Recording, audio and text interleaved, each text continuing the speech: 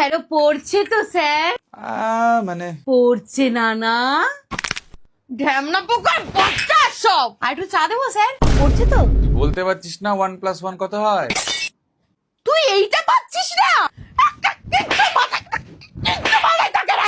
স্যারকে লুঙ্গি দি, হাওয়া ঢুকবে। স্যার শুনুন স্যার, পড়াচ্ছিলাম। না আপনাকে শুনতে হবে স্যার।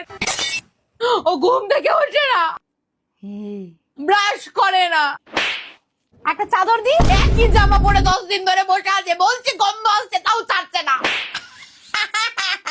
বালিশ লাগবে বালিশ? আমি কি করবো স্যার, আমি কি করবো? আমি মরে গেলেও শান্তি হবে বলুন? স্যার জল খাবেন? একটা কথা শোনে না, খাতার মধ্যে লিখছে লাভ ইউ টু বল্টু। আমি কোথায় যাবো স্যার?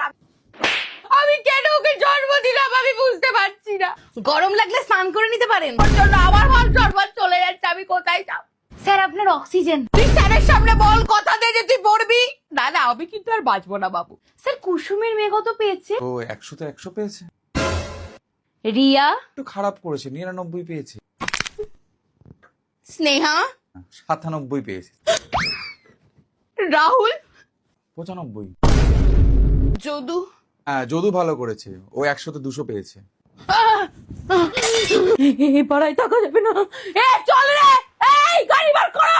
আচ্ছা টাটা স্যার।